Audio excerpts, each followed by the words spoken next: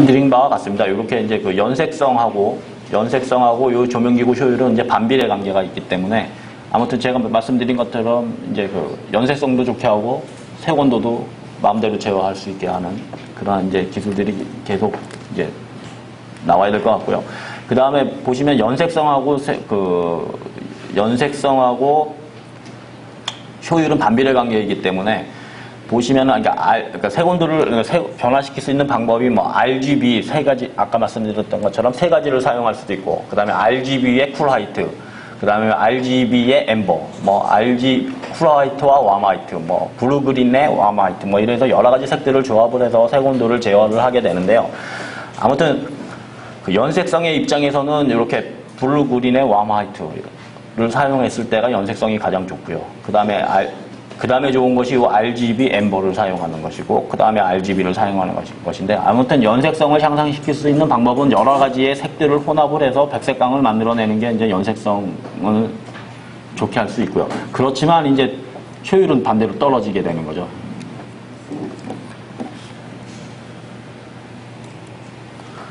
조명 부품별 특성을 보면 아까 지금까지 쭉 말씀드린 것과 같습니다. 그러니까 방열 설계라든가 외함이 있고 이거 전부 이제 말씀을 드린 거라서 넘어가도록 하겠습니다. 중요 설계 요소는 이게 패키지 성능, 그러니까 우리가 이제 그 LED 패키지를 얼마짜리를 써야 되고 얼마짜리를 개발해야 될 것이냐, 그러니까 광효율에 있어서 그 다음에 패키지 하나에서도 이제 방열 설계가 이루어지기 때문에 이제 그 방열 성능이 하나의 설계 요소가 되고요. 조명 시스템에 있어서도 마찬가지입니다. 그러니까 2차 광원 모듈화 했을 적에도 역시 방열을 해야 되고 광학 설계를 해야 되고 기구 설계를 해야 되기 때문에 역시 방열이라든가 조명기구 효율이라든가 그 렌즈 효율인데 뭐 어떤 광학 효율이 되겠죠. 그 다음에 전원 회로에서도 역시 마찬가지로 그 LED에서 뭐 온도가 갑자기 변하게 되면 이제 광출력이 떨어지거든요. 그러면 그 광출력을 보상할 수 있는 그런 회로를 또 이제 전원 회로라든가 제어 회로에 또 집어넣어야 되고요. 그런 관계가 있습니다. 이제 회로 효율도 아까 말씀드렸던 것처럼 79%인데 이제 앞으로는 90%까지 이제 향상을 좀 시켜야 되고요.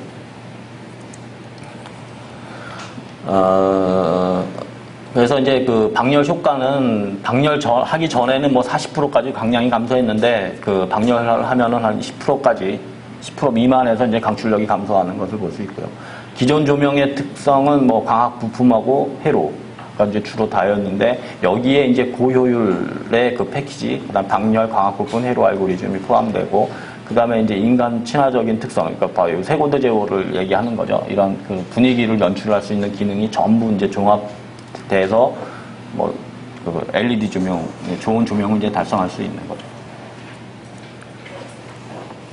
LED 조명 산업 분야는 뭐 다 아시겠지만 이제 실내 조명 분야, 뭐 MR16이라든가 전구 탁상 조명, 면발광, 뭐 실내 조명에도 가로등이나 그다음 투광기, 경관 장식 조명, 그다음에 보안등 등등 이제 여러 가지로 이제 그 응용이 되고 있고요. 특히 이제 요즘에 강조되고 있는 것이 LED가 이제 광출력이 제어가 용이하다라는 것 특징도 있지만 파장도 이제 저희가 마음대로 만들어낼 수 있죠. 그러니까 다양하잖아요. 엠버, 뭐 RGB의 엠버의 웜화이트, 쿨화이트, 그리고 그것들을 전부 조합하게 되면 특정한 뭐 파장도 만들어낼 수 있고요. 그러한 특정 파장을 이제 만들어낼 수 있다라는 장점 때문에 의료 농업 또는 뭐 가시광통신, 뭐 환경, 그러니까 의료, 농업 이런 기타 분야들로 많이 이제 이용을 하게 됩니다. 요즘에 이제 특히 이제 이슈화되고 있고 많이 이제 하려고 하는 분야인데요. 그러니까 이게 뭐냐면 나중에 말씀드리도록 하겠습니다. 하여튼 기술 개발 전망은 뭐 지금까지 다 말씀드린 것 같고요. 아무튼 그래서 2010년까지는 이제 그 형광 램프 효율적으로 보면 형광 램프하고는 거의 최소한 비슷할 테니까 형광 램프를 이제 교체하고, 그러니까 리램프는 램프만 이제 교체를 하는 거고요. 리트로핏은 이제 그 램프를 포함한 그 조명 기구가 있잖아요. 이제 그것까지 이제 전부 교체를 하는 것을 리트로핏이라고 합니다. 그래서 2010년까지는 형광 램프까지 전부 이제 그 기구하고 함께 대체할 수 있을 것으로 생각이 들고요. 그 다음에 이제 태양광 발전이라든가 또 이제 많이 2012년 정도 되면은 이제 태양광 발전하고 독립전원을 사용해서 이제 그러니까 융합 기술로 이제 많이 이제 일반화될 것 같고요. 그다음에 LED 응용 분야, 의료, 환경, 농업인데요. 이거는 조금 이따 말씀드리도록 하겠습니다. 뭐 가시광통신에서 하여튼 이런 내용들이 있습니다. 그래서 이제 그 뉴욕시티에서는 그 이렇게 4단짜리 LED를 뭐 몇 개씩 이렇게 심어가지고 가로등에 적용을 했는데요. 뭐 이러한 사례들이 굉장히 많습니다. 뒤에도 말씀드리겠지만, 하여튼 뉴욕시티에서는 이렇게 시범 사업이죠. 시범 사업식으로 해서 이제 그 설치를 했고요. 터널 등도 독일에서는 뭐 시범 그러니까 설치를 해서 에너지 절감량이 얼마고, 뭐 주간의 휴도가 얼마고, 야간의 휴도가 얼마고, 이렇게 시범 설치해서 데이터를 내고, 과연 LED 조명을 사용했을 때 좋은 것이냐 나쁜 것이냐 이제 데이터 분석을 이제 하고 있습니다. 이런 장식 조명, 명품 조명도 이제 이렇게 설치를 하고 뭐 기존 전구 사용했을 때 소비 전력하고 현재 사용했을 때 소비 전력 뭐 이렇게 비교를 하고 있고요. 조금 이따가 이것도 더 설명드리도록 하겠습니다. 지금 그러니까 장식 조명까지 왔는데 이제 저희에서는 이렇게 뭐 처음에 이제 좀 저희는 이제 디자이너가 없어서 그냥 이렇게 둔탁하게 만들었는데 이제 남영정구에서 그 기업 수탁과제로 해서 가져가서 이제 그 확산 글로브 씌우고 이제 디자인을 좀 이쁘게 해서 이제 그 남영정구에서 나오는 이런 이 CFL 대체용 그 전구거든요. 그래서 만들었고요. 저희가 또 하나 추진한 것 중에는 이 직관형 그러니까 리램프 목적으로 이렇게 LED 튜브를 만들었어요. 만들어서 이 형광등하고의 배광하고 동일하게 이제 나오게끔 한 건데요. 요거를 보시면은 이제 주로 업체에서는 저희 그 기술원으로 가지고 오는 이러한 형광등, LED 형광등을 보시면 LED 배열이 이렇게 밑에만 이렇게 그러니까 이렇게 평면에 LED 배열을 밑으로만 이렇게 심었어요. 그러니까 LED는 아까 말씀드렸던 것처럼 이렇게 밑으로만 향하는 그 지향성의 그 광학적인 특성을 가지고 있기 때문에 그러한 그 LED 튜브를 이 이등용 형광등 기구에 적용을 시키면 형광등 기구에서 나오는 배광하고는 전혀 맞지가 않아요.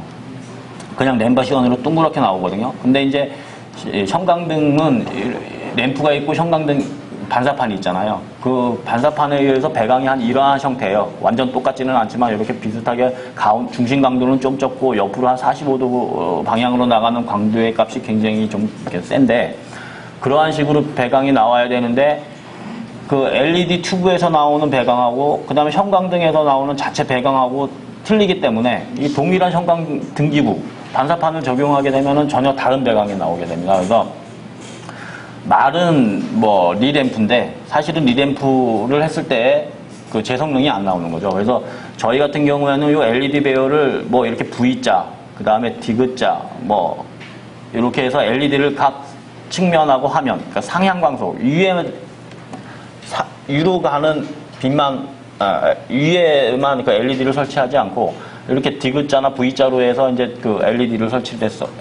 LED를 배열을 해서 시뮬레이션을 해서 되도록이면은 이 형광등 기구를 적용했을 때 배광이 동일하게 나오게끔 이제 그렇게 했습니다. 그래서 근데 이제 사실은 기구 하시는 사람 입장에서 보면은 그냥 일렬로 해서 LED를 쭉 박는 게 그게 이제 쉬운데 기구 쪽에서는 이게 V자로 이렇게 해가지고 이쪽은 이 직경이 25.5mm거든요. 그 5mm 안에 집어넣고 방열을 하고 하려니까 이제 기구 하시는 분이 많이 애를 먹었죠, 사실은. 아무튼 이제 그렇게 해서 지금 형광등 그 리램프까지 지금 개발을 하고 있습니다.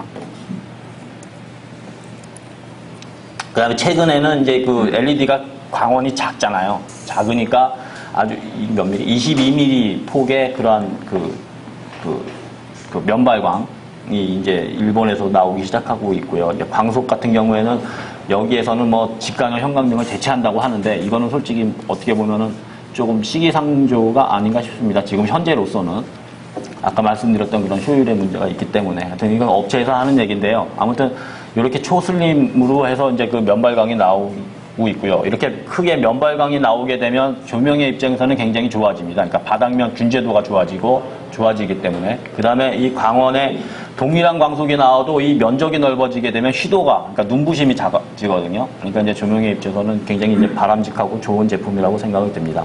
캐나다에서도 마찬가지고 여기에는 이제